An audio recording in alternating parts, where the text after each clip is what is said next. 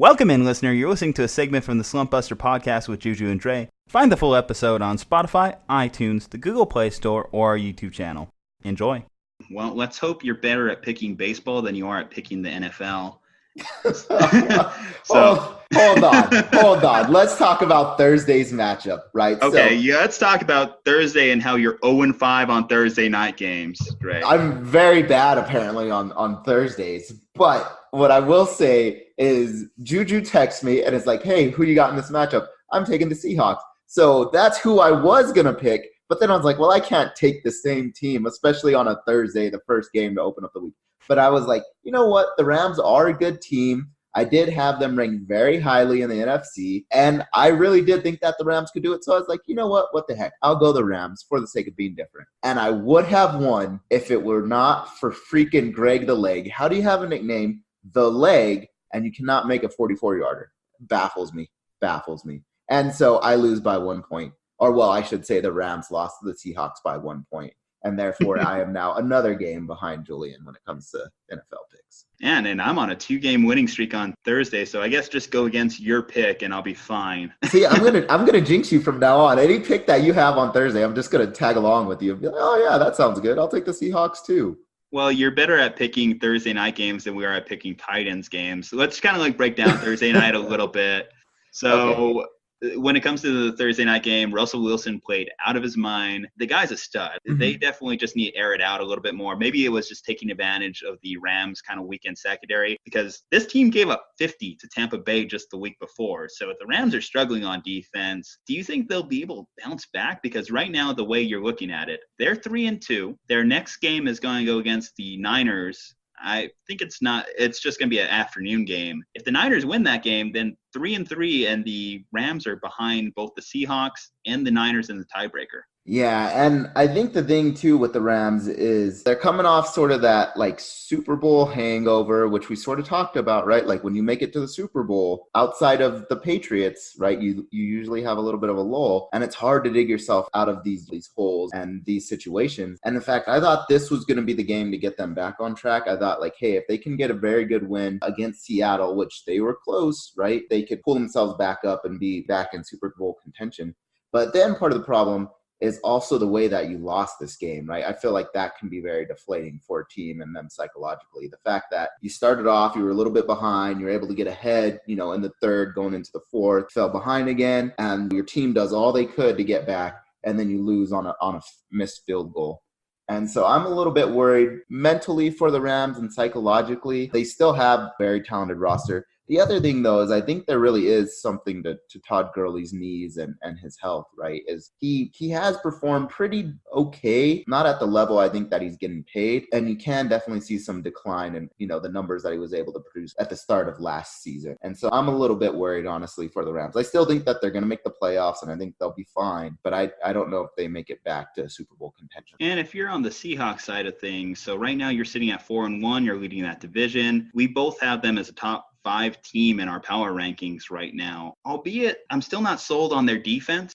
I feel like Russell Wilson has had to do a lot more this season, and Russell Wilson's one of the most infuriating players to watch just in what he's able to do when he scrambles outside the pocket. He was juking the hell out of defenders to make some of those deep balls downfield, and kudos to him, he's able to do it, but I don't know if that's a winning formula for them long term. They don't play the Niners up until November, so the next few weeks are going to be very interesting to see kind of how those two teams divulge or separate moving forward, but the Seahawks put themselves in a very good situation by winning this game. I'll say that. What do you think of the Seahawks side of things?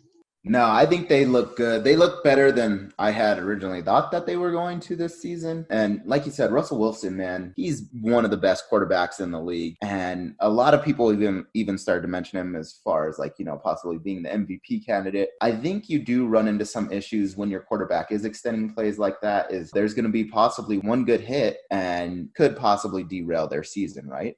I'll counter that by saying that Russell Wilson has never missed a game in his entire career. So he's a gamer. He'll play through injuries and he'll lay it out there on the line. That's one thing you always have to look forward to, the consistency with Russell Wilson if you're a Seahawks fan. That is true, right? So, and that's one thing that I appreciate about Russell Wilson is he's always up. He's always getting out to play. And I think part of that is his build. He's a pretty stocky dude, but he's also one of the most sacked quarterbacks as of late, right? And so I think last season he was top 5 in sacks. I think even right now he's pretty heavy in sacks when it comes to quarterbacks. And so how much longer can he take that? So I know that he is always willing to get up and play through injury. But sometimes when you are playing through injuries and you are playing through aches and pains, you risk getting more severely injured. That being said, I still think that they're in the driver's seat. I think they're going to be just fine. And every single year, they're a scrappy team and you hate to play them. But I think especially this year, they're looking really good. Yeah. It makes sense why not only the Seahawks gave Russell Wilson that contract, but they also went out there and got him a wide receiver like DK Metcalf, who's also looking pretty good. They invested in Tyler Lockett. In the passing game, they've made some good financial decisions. Let's move into this Sunday's action. Right now, one of these teams has to win, so there's going to be a team jumping off the winless bandwagon. So the Cardinals, who technically have a better win percentage because they tied, will be going in to face the 0-4 Bengals. The Bengals are a 3-point favorite in this matchup. I'm going to stick with Cincinnati. I think home field advantage. The Cardinals traveling on the road, young team, and they've at least shown that they could put together things on offense. And the Cardinals have such a bad defense that I'm going to go ahead and give Cincinnati the edge in this matchup. Really? I think I'm going to take the other way, and I think I'm going to go with the Cardinals. I think they've looked okay. They're still struggling a little bit, but I think they just look better than Cincinnati. I really like Kyler Murray. I think you're right. They do struggle a little bit on defense. And I'm hoping for Mixon to go ahead and pop off just a little bit and then them not win, though. So I hope that the Cardinals can pull it out, but I'm hoping that Joe Mixon can get me some points, though, at running back. I kind of wonder what the over-under line is for this matchup as a whole, because I think both these teams are pretty bad on defense. So it could be pretty fun to watch to see them go head-to-head in a bit of a shootout. So, I would love it. I have Jay Ross as well, who I think, he's okay. He's put up some big weeks for me. I think he's injured, so don't start him. I know, yeah, he is injured right now, but I think it could be a shootout for these two teams. But I still think Arizona pulls it out. It might be the best bad game to watch this weekend. Yeah, sometimes I think everybody enjoys a game where it's all offense and very little defense. As much as we like to say that defense wins games, it's still much more fun to see them, running the ball and passing. You heard it here first, folks. Cardinals-Bengals, game of the week. Next game up, I mentioned it earlier, the Slumpbuster media family. We are 0-8 when it comes to picking these damn Titans. They are so up and down week to week that I resent picking them. With that said, Dre, it's your turn to pick first. Whatever you pick, I'm going the opposite. All right. That way, one of us will get this. Let's see. Josh Allen's still out, right? Josh Allen, as of today, let me just check the reports to see what we're kind of looking at when it comes to Josh Allen's health before making any final decisions on this matchup, as it is all on record and will be used against you in the future moving forward. So as of right now, he's still listed as questionable with a concussion. I think it's going to be a game day decision. So yeah, that's what it seems like. I'm going to go with the Titans. You're going to go with the Titans at home, 3-point favorites, or are you going to go with the over-under on that one? Slight over. Slide over. Okay. Yeah. Gotcha. Well, I guess that means that I got to go with the Bills. Hey, I'm rooting for you, Josh Allen. Get healthy soon, my big dog. We're going to break this winless streak in these Titans games. Let's go. All right. So we're moving on to jolly old London, eh? That's terrible British accent. I don't even know why. Yeah, never do that again. Can you do it? Best British accent. Go. Would you like some tea and some crumpets? Pip, pip, cheerio. All right. It's not too bad.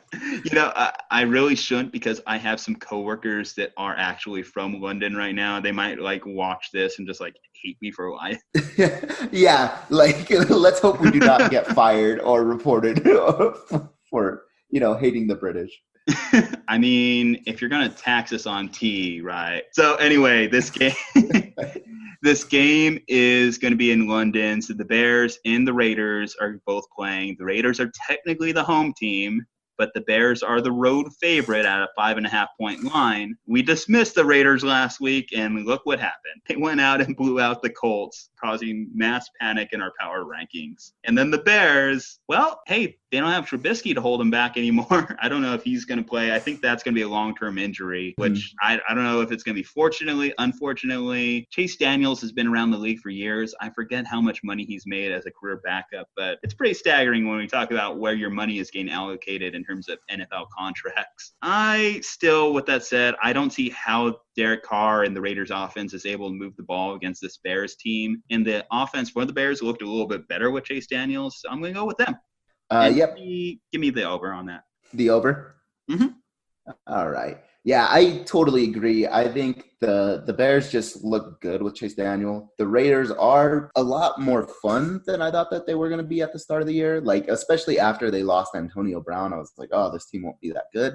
And I think we continually underrate them. But the Bears defense is just too good. I'll take the Bears, but I'll take the under. Yeah, we can't forget, we had that huge discussion about Vontaze Burfict, but he was a team captain for this team. So that means that two of the Raiders' top free agent signings are no longer going to be playing for the Raiders in 2019. So it's kind of funny. The next matchup up is going to be the surprising Buccaneers against the New Orleans Saints at home. The Saints are a 3-point favorite. The Bucs, like I mentioned, they're coming off that huge week against the Rams where they put up 50. Bruce Arians actually has this offense chugging along. I dismissed it in week 1 when they gave the Niners such a tough game. I didn't buy into it much whenever they beat the Panthers in week 2. They come back in week 3. They should have won that game against the Giants. And now they come out and destroy the Rams in Los Angeles. Are the Tampa Bay Buccaneers a sneaky playoff team right now? I think they might be one of those sneaky teams that, especially because their record does not look as impressive as they should be 3-1. They should be, right? But it doesn't look like they're 3-1 on paper. And so I think that they can surprise some people. And I think there are going to be some teams that we have possibly even slightly overrated. And we're like, oh, they're going to go in and beat the Bucs. And then the Bucs will surprise us, right? And be able to beat those teams. Well, let's talk about it. Because let's pull up our power rankings right now. So right now, the Bucs, I have them rated at 18, and in your rankings, you have them down at 25 right now.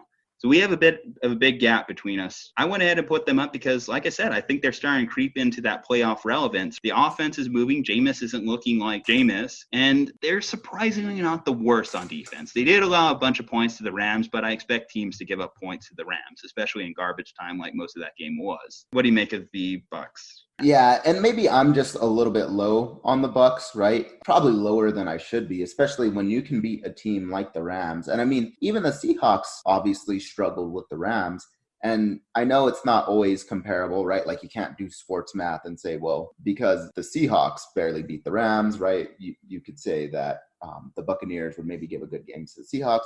I know there's different things when it comes to matchups and all that stuff. So I honestly probably am a little bit lower on the Buccaneers than I probably should be. The other thing, I also have O.J. Howard on my fantasy, and he's been garbage. So you're judging the whole team based off O.J. Howard right now. That's what's happening. I sometimes, to be honest, am a little bit irrational, and that might be part of that irrationality coming out is O.J. Howard has been garbage for my fantasy this season. And so I take it out on the Buccaneers. All right. Well, who you got? I'm going to take the Saints, though. I think the Saints right now are just looking really good. I think that it will be a close game. I think the Buccaneers will stay in it. I'm going to take, I guess, right at the line. I'll say it's a field goal game. Both these teams are obviously coming off big wins. The Saints managing to beat the Cowboys on a tough, gritty Sunday night game. Buccaneers, they're coming off a road trip to Los Angeles. I think second week in a row is going to be what's going to do in the Bucs, so I'm going with the Saints as well. I would pick them if you reverse. If they were playing in Tampa right now, I would probably go with the Bucs. So we have the Vikings. They're going to be facing Danny Dimes on the road in New York. So the Vikings are a 5-point favorite despite everything that we've said nasty about Kirk Cousins. So I think Kirk Cousins is going to go out there. He's got a lot to prove. And on the bright side for him, he's not facing a team over 500. He's facing the Giants right at that 500 mark. So I think he should be able to pull down this victory. Go ahead and give me the Vikings. I'll take the under, though. Oh, man. So what I do think that might happen is because Kirk Cousins has gotten so much criticism in the media lately, right? And Adam Thielen's been talking, Stephon Diggs has been talking, right? I think that Kirk Cousins is going to come out and play his hardest and play some of the best football that he's played. But for the sake of being different, and Daniel Jones, I mean, for all that crap that I talked about I do have to go with you at least one of these weeks. And so I'm going to go with the Giants. Okay, before we move on, though, to this next matchup, Saquon Barkley, did you see he's running around? He's hopping around. With an ankle sprain? With the high ankle sprain. He was supposed to be out 8 weeks. He's listed as questionable going into this game. That's insane. And to be honest, I saw that happen in my Yahoo Fantasy, and I just swiped away the notification because I was like, that's BS. That's just some reporter saying something. But that's impressive. Honestly, from what I've heard, though, he even in high school was an impressive specimen of a human being. And so if there is anybody that could come back early from an ankle sprain, I think it would be Saquon Barkley. Yeah, that guy's legs are enormous. It's just ridiculous. All right, next matchup up. We have the Jets are going on the road to face the Eagles. Sam Darnold has already been ruled out. So Eagles, and we've seen how bad this Jets team is without Sam Darnold. So I'm actually going to go the over on a 14-point line. You're going to go the over? We've seen how bad this Jets team is without Sam in the lineup. The only reason I don't have the Jets ranked as my worst team in the NFL right now is because the Miami Dolphins, one, exist, and two, that the Washington Redskins apparently don't understand how to figure out a quarterback situation, which we'll talk about in their matchup. But yeah, the Jets without Darnold have played like the worst team in the NFL. Yeah. No, okay. I mean, I totally agree. I think the Eagles are going to beat them. I have Lev Bell on my fantasy, so I hope he pops off. I hope it's another shootout, but I don't think it will be. I'll take the Eagles, but I'll take the under. This next matchup, one of the premier rivalry games in the NFL. I know that this game is going to be a little bit marred by the notable missing pieces on both sides, but you never know what's going to happen in an AFC North matchup between the Ravens and the Steelers. I am actually going to go with the surprising underdog pick here. I'm going to go with the Steelers on a 3.5-point line. And I'm going to go with them because I just think that in this game, anything can happen. The Steelers have the home field advantage, obviously. Mason Rudolph, I think, is going to get more comfortable in this offense as they go. And I think that the Ravens have really gotten exposed in the last couple of weeks. I've sold all my Ravens stock, and I had just purchased it considering I had this team going 6-10 when we did the division breakdowns anyway. Okay, so I'm going to go with the Steelers for most of the same reasons that you listed, though I do think that the Ravens are the better team than the Steelers, so I can't always pick against my Steelers, and I know that I have in the past, so I'm going to go with them, especially since you're going with them this week, Ju-Ju. So thanks for that. Well, yeah, I mean, I assume just because watching my brilliance on this league pick'em, you just have to learn from the best. I've got to start emulating you. You're obviously doing something right, and you know when to pick those underdogs. So I'm going with the Steelers. Yeah, the only thing is, ain't going to catch up that way. Don't worry, right. I got my other picks sprinkled in. All right. We mentioned the Redskins just a little bit ago with Jay Gruden's fantastic quote when asked about what they're doing with their quarterback situation. We don't have a plan at our quarterback situation. And that showed because they're starting Colt McCoy this week. The Patriots are going on the road as a 16-point favorite. On the road. This is going to be the second time that the Patriots have a plus 15-point line going into a matchup against the Dolphins a couple weeks ago, and now the Redskins. I have the biggest gripe with the NFL schedule makers. Like, what the hell? The Patriots just, this month of September going into October, what a way to schedule it. Jets, Dolphins, Redskins, good for them. Yeah, I think that's the other thing that I think has helped contribute to the Patriots dynasty, and I think we've even mentioned it on the podcast before, is that their schedule just all the time has been just so easy, not any necessarily fault of their own, but their division has historically been pretty easy. And then, the NFL schedule makers, for some reason, don't know what the heck they're doing and give them the easiest teams to play on the road even. I would say probably the biggest thing is they're playing these easy matchups early in the year when teams are still trying to figure it out. Mm-hmm. So whereas if they were playing them later in the year, some of these teams might be pesky and cause more problems like we've seen the Dolphins do in the years past. So that's definitely worked towards their benefit. Mm-hmm. Yeah, and I think it's helped add towards the Patriots dynasty. And so I think that you could possibly make an argument that if they played in a much tougher division and had a tougher schedule, right, where they wouldn't have had all of the buys that they've always had going into the playoff, they might not have as many rings as they do now. That being said, Patriots are still a fantastic dynasty, and I'm going to take them. I think they easily beat the Redskins. And I'll use my lock of the week on them. Use your lock of the week. Well, yeah, I should say we've kind of forgot about that concept in the last couple of weeks. Lock of the week. So basically how it operates is if Aundre gets his pick right, it's a +2. If the Redskins manage to pull off the ungodly upset, it's a -2. We've added a new facet to it. You can't pick against the same team twice in a month. The next time that Aundre could realistically pick against the Redskins would be November. Fun fact, this is also going to be my lock of the week. Lock of the week. I'm going to go with the Patriots against the Redskins. I'm going to go with the over on it. The Redskins have just looked really bad. Their defense isn't stopping anyone. And poor Colt McCoy just gets thrown out there to the dogs. There's a lot of debate on why Jay Gruden didn't start Dwayne Haskins this week, or should he have started Dwayne Haskins this week? I think he should have, to be honest. I think the only way you're going to learn in the NFL is by playing snaps. I don't care if you're facing the best defense in the NFL. They should have just thrown out the rookie there, because what is this season for the Redskins anyway but a chance for Dwayne Haskins to learn? Mm-hmm.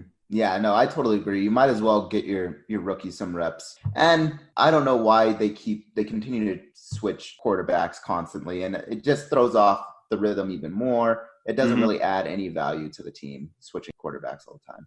Anytime you've had your third quarterback taking snaps in a season, you pretty much said this is a shot year. Mm-hmm. So 2 1990s NFL expansion teams are going to be playing off. So the Jacksonville Jaguars are going on the road to face off against the Carolina Panthers. 3.5-point line. And both these teams are interesting at the quarterback position. So obviously Gardner Minshew Mania sweeping the nation.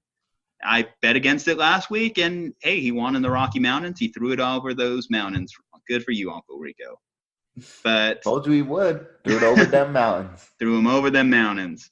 And then on the other side of the ball, you have the Panthers coming in. So they've won 2 games now with Kyle Allen as their starting quarterback, making that situation with him and Cam look all that more interesting. Cam gets another start off, and if the wins continue to pile up, it's going to be hard to make an argument for putting Cam back in that lineup. With that said, I'm going with the Panthers at home. I think they're going to pull down this victory. I'm betting against Minshew Mania again, because up until the last minute of that game, I had that pick right. Yeah. I think this week's going to be kind of boring. We don't have as many picks that differ. And so I think I'm going to go with the Panthers, mostly just because they're 2 hot young quarterbacks, but the Panthers are playing at home. I think they're going to have that slight home field advantage. And so give me the Panthers. But I think it'll be close. I'll take the under. The Titans have been the most frustrating pick for us in our league pick'em so far this year, but I think the Falcons are a close second. The Falcons, anytime I bet on this team, I just don't know what I'm getting. At this point, I have moved the Falcons all the way to a bottom 10 team in my power rankings. I think this team has shown us what they are. They're a bad team. I picked them right when they faced Philly in week 2, and at least I got that one victory right, but their turnover differential is one of the worst in the league. I heard an interesting stat. So Dan Quinn, since the merger, is the first coach to fire all of his offensive, defensive, and special teams coordinators and not get fired himself as head coach. So he's on borrowed time right now in Atlanta. I think go ahead and give me the Texans.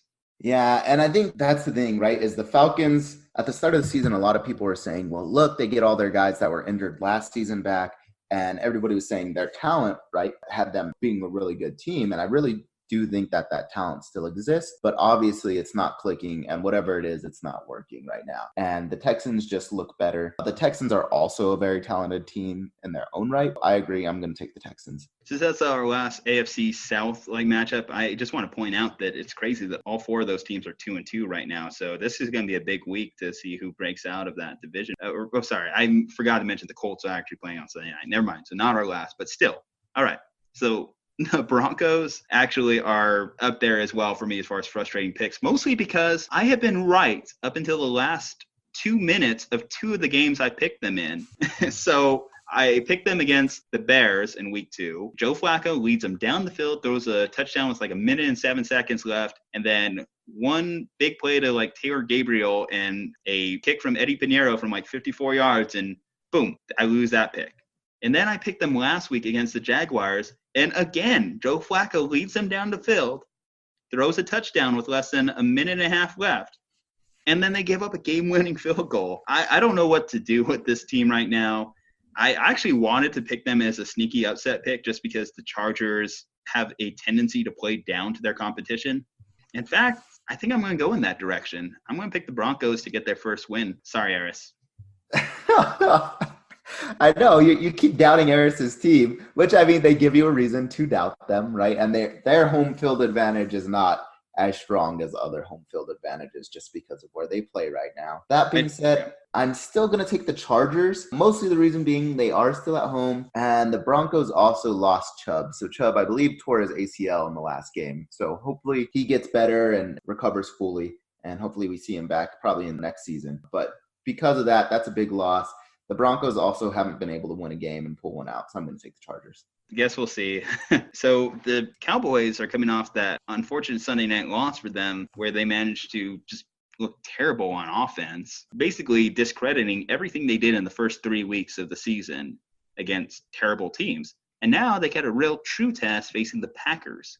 So the Packers have to go into Dallas this week, go play in Jerry World.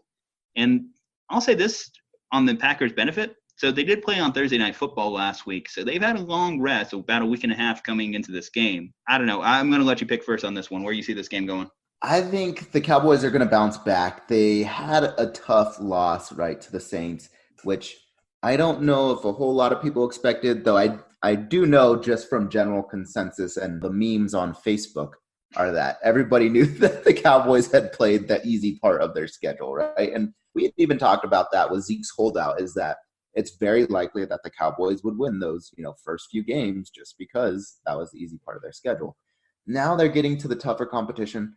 I still think that they're slightly better than the Packers, and they're playing at home. Jerry World's a big stadium to play in, so I'm going to take the Cowboys. It's not a confident win for me, but I'm going to take them, and I'll take the over slightly.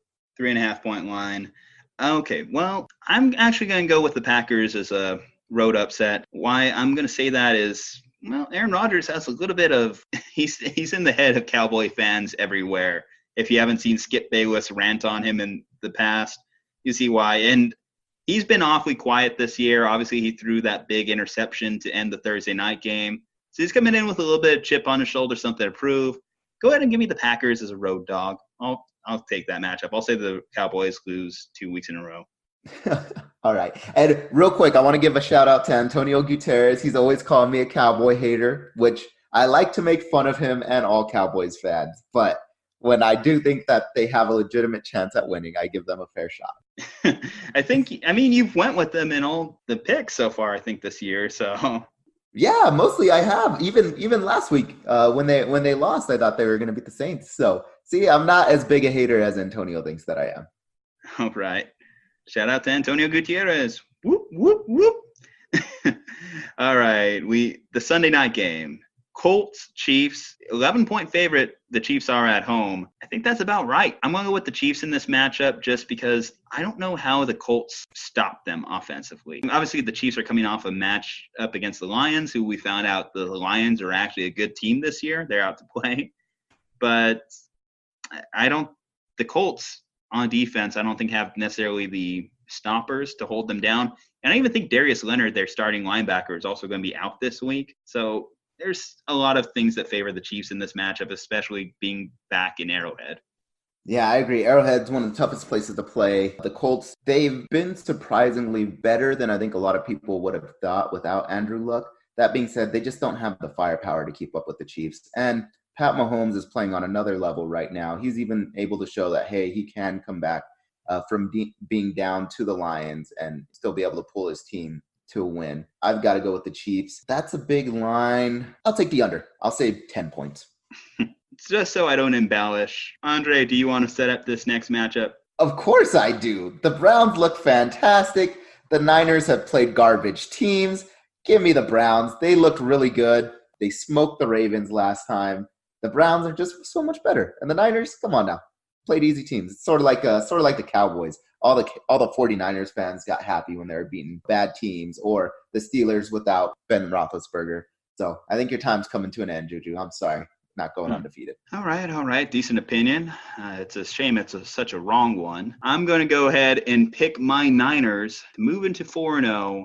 4-point favorites at home. I'm going to say they win more than that. Give me the over on this one. It's tough for me to buy. It actually is tough for me to honestly buy in so much because you're right. They have played somewhat of a lighter schedule. But when you actually analyze it, let's take a look at this. They went on the road week 1 against Tampa Bay, and they won. And Tampa is actually looking like a good team. Cincinnati coming off a week 1 where they played well against Seattle and had all their pieces fully healthy. They beat the hell out of them in week 2. And in week 3, they come back and they were playing abysmal against the Steelers. 6 turnovers, unforgivable, and they pulled down that W. So even in their worst performance, they still managed to pull down a win.